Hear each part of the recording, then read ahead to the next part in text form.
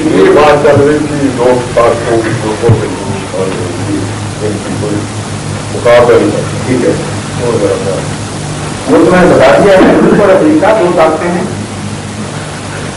دو بڑی طاقتیں, دو بلاک جو بن گئے ہیں اب, یہی وہ بڑی طاقتیں ہیں. یاجوج ماجوج قرآن نے ان کو فرمایا. اس لیے حدیث نبوی کو اگر آپ سمجھنا چاہیں تو قرآن کریم میں اس کی جڑیں ڈھونڈیں. عامر صلی اللہ علیہ وسلم کا کلام 100% قرآن سے نکلا ہے. ایک ذرہ بھی آپ کے کلام کا ایسا نہیں جو آپ نے اپنی طرف سے فرمایا ہو. پر جب خدا آپ فرماتے ہیں کہ خدا نے مجھے خبر دی ہے آنے والے مسیح کے زمانے میں یہ واقعہ ہوگا, ظاہر ہے کہ قرآن شریف میں موجود رہے گا. اور وہ دوسرا ہے کہ یاجوج ماجوج کی خبر ہے. دو عظیم شان قومیں نکلیں گی اور دونوں کا مادہ 8 سے ہے. یاجوج اور ماجوج دونوں لفظ اجا اور مجا یہ دو لفظ ہیں, اور ان کا جو مادہ ہے اس میں 8 کا معنی پایا جاتا ہے اور کچلنے کا معنی پایا جاتا ہے. جس طرح موت میں کچلنے کا معنی پایا جاتا ہے. ایک چھلانگ مار کر کسی اور چیز پر قبضہ کر لے اس کو تھام لے, تو غلبے کے مفہوم کے لیے بھی آتا ہے. تو یاجوج ماجوج کا مطلب ہے دو ایسی قومیں جو 8 کی طاقت سے دنیا پر غلبہ کرتے ہیں اور سمندر کی لہروں کی طرح چھا جائیں گی دنیا. اور یہ دو قومیں ظاہر ہوا کہ حضرت مسیح علیہ السلام کے بعد اور بلکہ آپ کی زندگی میں ان کی بنا جاتی اشتراکیت کی بھی اور مذہبیت کی, اور انہوں نے پھر شکل اختیار کی اور آج وہ دو بڑی شان قوموں کے نام طرح ہمارے سامنے.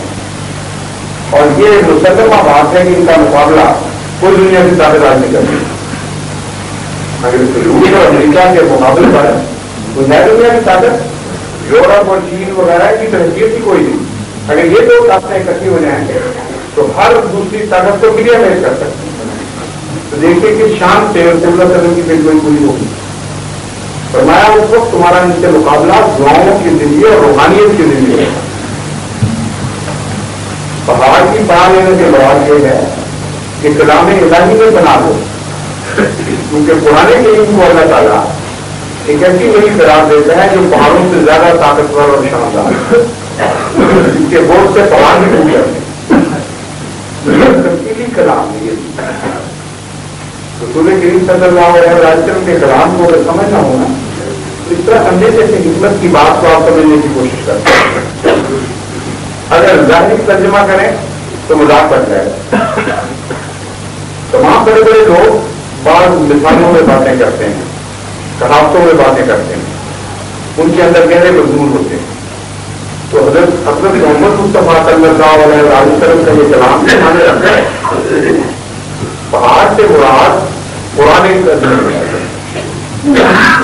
یہ خدا کے رسولوں میں بتا رہے ہیں اس زمانے میں مسیح موعود کو خدا یہ حکم دے گا کہ تمہارے دو ہی ہتھیار ہیں, ایک دعا اور ایک قرآن. ان کے ذریعے تم نے غلبہ پانا ہے. ظاہری ہتھیاروں کے لیے تمہیں غلبہ نہیں مل سکتا کیونکہ ہم نے ان قوموں کو طاقتور بنا دیا, اور جب ہم نے بنایا ہے تو ہمارے مقابلے پر ہماری تنظیم سے تم کس طرح ٹکرا دو. یہ درہم ہے اور ہم دیکھ رہے ہیں کہ واقعہ سے یہی ہو رہا ہے. اس لیے جماعت احمدیہ ان سے تلوار سے مقابلہ نہیں کر رہی بلکہ قرآنی دلیلوں سے ان کا مقابلہ کر رہے ہیں. اور امریکہ میں ہر جگہ جہاں جماعت پھیلتی جا رہی ہے دعا اور قرآن صرف دو ہتھیار. تو ہمارے نزدیک تو بڑی شان کے ساتھ یہ پیشگوئی پوری ہوئی.